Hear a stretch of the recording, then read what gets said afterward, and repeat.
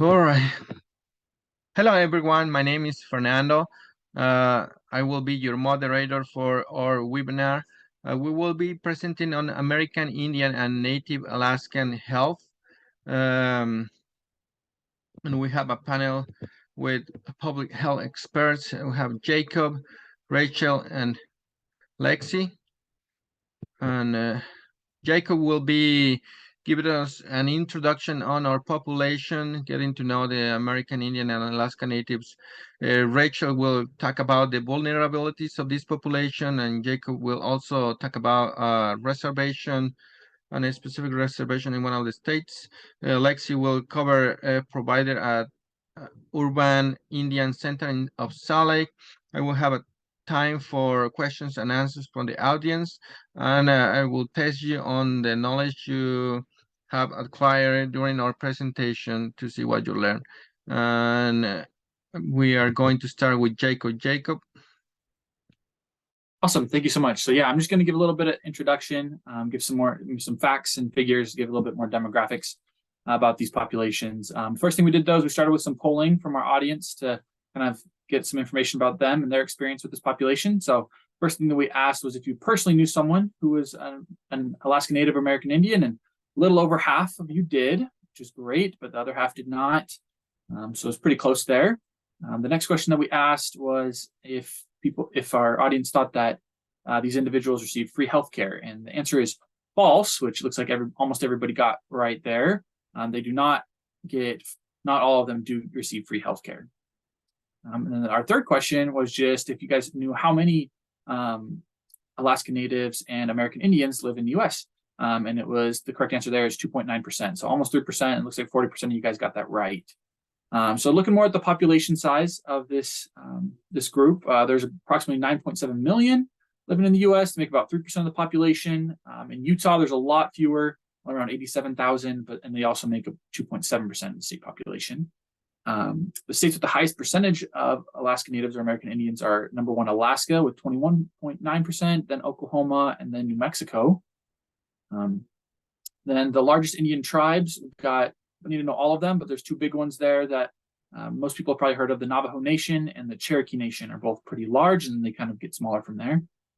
And then the largest Alaska Native communities are quite a bit smaller than the Native American ones. The Yupik community is the largest one in Alaska with almost 34,000 members in that community. And then just some interesting demographic facts there. This population is quite a bit younger than compared to the U.S. overall. So they've got 27% under the age of 18 and only 10% over the age of 65, probably, which is partially due to their younger age of life expectancy. And then there's 22% live on tribal lands and 24% live in poverty, which is the highest out of all races or ethnicities and almost twice that of the national average. Only about 85% of them have a high school diploma. Unemployment's really high, is much higher than the national average at 6.1%, and they are 5 times more likely to serve in the military than on the national average. And then that's it for my introduction. And then Rachel's going to say a little bit more about some of their vulnerabilities. Awesome, thanks. Yeah, so we're going to dive into some vulnerabilities. Starting off, we have a little bit of some historical trauma, being the impact of colonization and forced assimilation. And then we also have some loss of cultural traditions on Native communities. And then these experiences have led to that intergenerational trauma, which also leads to a distrust between the provider during healthcare. And then we also have the limited access to healthcare, which can include distance, transportation, and funding as well. And then that leads to the delayed diagnoses of those diseases. Other health and social risks, we have high rates of suicide and substance abuse, environmental risks, such as exposure to pollution and toxins, and then limited access to education and economic opportunities, and then disparities in legal representation among this population as well. So vulnerabilities can also be increased by impact of climate change, the ongoing threats to land and cultural resources, including those sacred sites and burial grounds. And then also we have the impact of COVID-19, which has disproportionately affected these communities due to underlying health disparities and that limited access to healthcare, as we mentioned before. So now we're going to dive into some of the barriers for this population. And when we go into that, there's going to be 4 different barriers that we located. But before that, we have a quote from the American Bar Association, basically just saying that American Indian and Alaskan Natives face significant inequity to healthcare and health status compared to other U.S. populations. So when we go into the four barriers to healthcare, we have disparities in inadequate access, shortage of medical personnel, discrimination and mistrust, and then communication style differences as well. So we've mentioned a lot of these before throughout our presentation, but some of the disparities include poverty, unemployment, low literacy, language barriers, and then the biggest takeaway from this is the unequal access to healthcare, listing those things that we have mentioned before. Shortage of medical personnel. Since many of these American Indians and Alaska Natives live on tribal lands and tribal communities, there's not many, if any, medical personnel on these grounds. And that links to the fact that these preventable chronic illnesses are the main killers among this population, as shown in this chart. So when we look at those main killers of like lung disease and other things such as that, then we can see compared to other populations, American Indians and Alaskan Natives can have higher rates among those. And then for discrimination and mistrust, a lack of access to healthcare and a lack of trust in healthcare providers keeps a lot of these populations from receiving the medical care that they need. So the IHS, or the Indian Health Service, can provide care to over 2.2 million Native Americans across the country. And then although the IHS fulfills treaty responsibilities to provide healthcare for members of these tribes, Congress has consistently underfunded this agency, which forces the hospital administrators to limit services offered. So when we look at an example, in the IHS 2014 fiscal year, an estimated $761 million was denied for services due to underfunding from Congress. So that can be a little bit of some discrimination and mistrust along those providers and the patients as well. And then going into communication styles, the differences in values and experiences can influence how these patients of this population discuss their symptoms and what they are comfortable sharing with their providers. So healthcare providers should keep in mind how these populations want to and need to communicate their current struggles concerning their health. And then when we go into this next one, we have successful interventions. So as I mentioned before, the IHS, they have a health promotion and disease prevention initiative. And this basically aims to improve American Indian and Alaska Native health by enhancing preventative efforts at local, regional, and national levels. They concentrate on 5 main primary focus areas, being diabetes, nutrition, obesity, physical activity, and then the cessation of tobacco. All right, and then I was just going to discuss a profile of an American Indian. And so we decided to look at a young man named Dakota Yazzie, and his story is pretty similar to that of a lot of American Indian men his age, and highlight some of the challenges and difficulties that these type of people can face. So just a little breakdown about Dakota. He's 29 years old, and he lives on the Rosebud Sioux Reservation in South Dakota. He spent his entire life there living in poverty, and his father had substance abuse problems with alcohol, which eventually led to his early death at 44.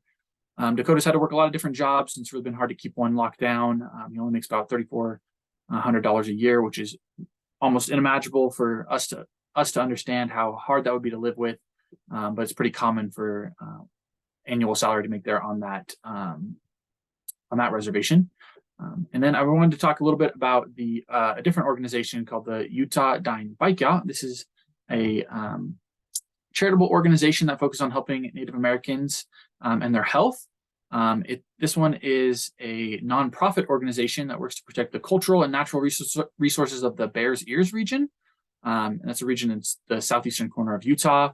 They're a really awesome organization because they work with local leaders and communities and like tribal leaders and government agencies to protect sacred locations and traditional cultural landscape, and the traditional ways that Native Americans usually use that land. They also do cultural sensitivity trainings and social media consultations for people who are interested in learning more about their mission and their cause to help with those Native American communities. And next, we're going to have our expert Lexi talk a little bit more about another organization that helps American Indians. Awesome. So I work at the Urban Indian Center of Salt Lake. And it's just a center that's about 2 miles from downtown Salt Lake. And we currently serve about 11 different tribal populations, both in Utah and then the surrounding states. And we're a community-based resource center, and we offer a number of different services that include things like healthcare, mental health counseling, education and job training, as well as cultural activities and other. We also outsource to other rural areas.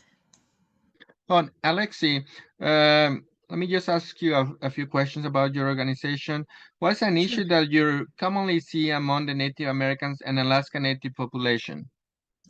Yeah, so one of the biggest things we see when our patients come in is diabetes. And diabetes is particularly an issue among this population.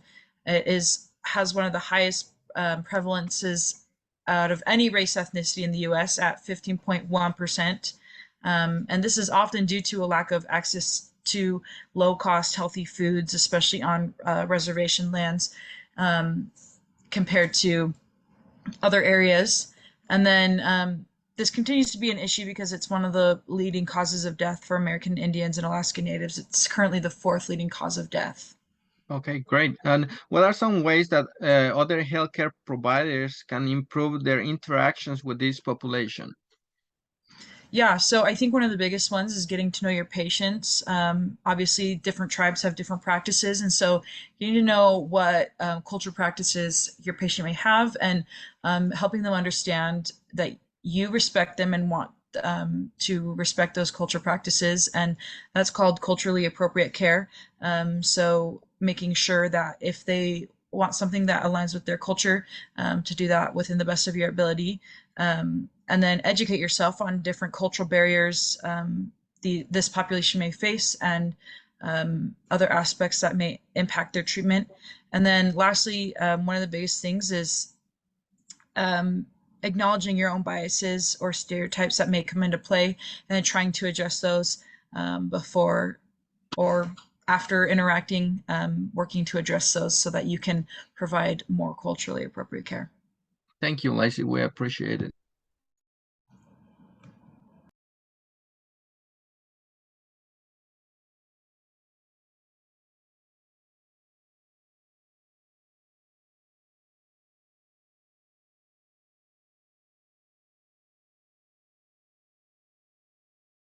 Okay, so we have some time for questions and answers from the audience.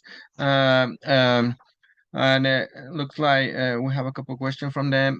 Jacob, I think this question is aimed to you. What are the main reasons behind the vulnerability of Alaska Natives and Native Americans? Yeah. So some of the main vulnerabilities that these people can face, these vulnerabilities can be attributed to a number of different factors, which include things like historical trauma, limited access to healthcare, education, high levels of poverty, and acts of discrimination. Kind of we talked about some of those today. And so these factors often result in a bunch of different health disparities, economic inequalities, and limited opportunities for their advancement. Great, thank you so much. Rachel, if you can answer the following question. What efforts are being made to address the vulnerability of Alaska Natives and Native Americans? Yeah, that's a great question. A number of efforts are being made to address the vulnerability of these populations. These include initiatives to increase access to healthcare, as that's one of the main problems, education and job trainings, and efforts to preserve and also promote those traditional cultural practices and languages. Ongoing efforts are also being made to address discrimination and just overall improve the well-being of these Native communities. Thank you so much. And Lexi, how can we ensure that these efforts are sustainable and have a long-term impact? So one of the biggest things we can do, it just requires ongoing commitment and collaboration with stakeholders. So this includes people or includes Native communities or government agencies and other nonprofit organizations continually working together to help assess different programs and make accommodations where needed.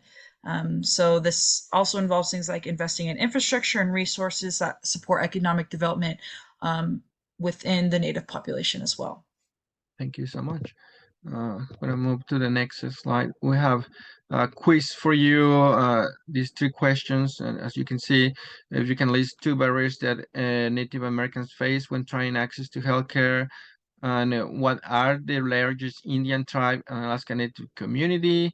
Choose the best option, the correct option. And question three, which of the following are one of the organizations discussed in the webinar? I'm gonna give you just 2 seconds and I will give you the answers. Hopefully you pay attention so you could answer correctly these questions. And the Navajo Yupi is the correct answer for question 2, and the Utah Dine by Ja is the correct answer for question 3. And here are some examples of disparities or barriers for the Native Americans or Alaska Natives. And we appreciate your time. Thank you for joining this important webinar about this population. I appreciate your time and have a nice day.